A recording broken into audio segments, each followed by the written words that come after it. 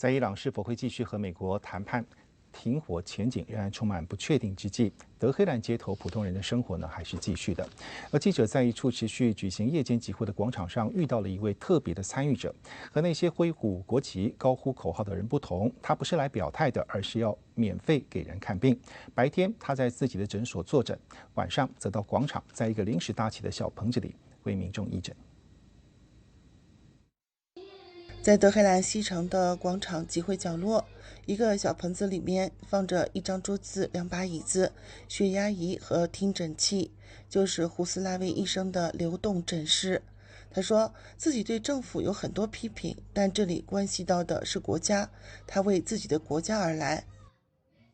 انتقاد من به دولت انتقاد به دولت انتقاد از کشورم که نیست. من با دولتم ممکنه خیلی چیزا رو قبول نداشته باشم، ولی اینجا دیگه پای کشورمه. خب یک کسی که میگه من میخوام کمک بکنم و میخوام به مردم ایران کمک بکنم و بعد میاد زیر ساختای ما، نیروگاه‌های برقمون یا مثلا پتروشیمیا یا کارخانه‌مون میزنه، این از بین بردن یک کشوره. این کمک کردن نیست که بگه من میخوام رژیم چنج بکنم. این رژیم چنج نیست، این از بین بردن یک کشور。胡斯拉维医生说，战争之后很多人生活更困难，连基本看病都成了问题。他不想拿起武器，但既然自己是一名医生，就想用医生的方式帮人。من روز اولی که اومدم اینجا اول نگاه کردم دیدم مردمی که هستن خیلیاشون فقیرن. ما از لحاظ اکونومی خودت میدونی خیلی بدیم، یعنی الان و بعد از اینم بدتر خواهد شد، خیلی بدتر خواهد شد. عوارض بعد از جنگ. خب خیلی از این مردم پول ندارن، ولی حداقلش اینه موقع که میاد اینجا یه ویزیت که میشه، یه ویزیت مجانی میشه. من کاری که از دستم برمیاد همینه، یه ویزیت مجانی، کاری که میتونم براشون انجام بدم، مریضیشون تشخیص بدم، این کمکی است که من میتونم بکنم. خب و دیدم میتونم این کمک رو بکنم، نمیخوام اسلحه دستم بگیرم، من اینجا این کارو میکنم.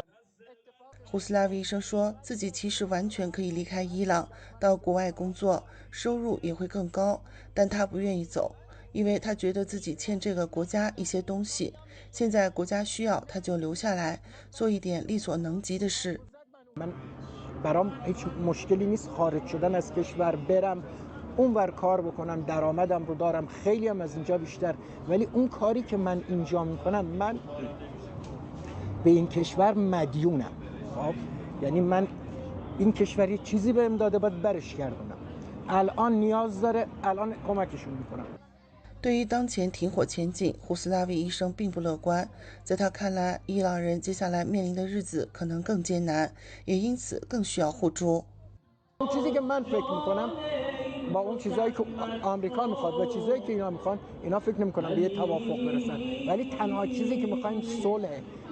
یه صلح هست، مردمی که بتونن آسایش داشته باشن، از لحاظ اکونومیشون، از لحاظ سوشالشون بتونن آروم باشن.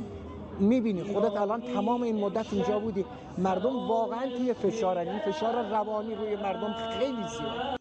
在胡斯拉维医生看来，普通人在这样的局势下能做的不多，最重要的就是彼此帮助。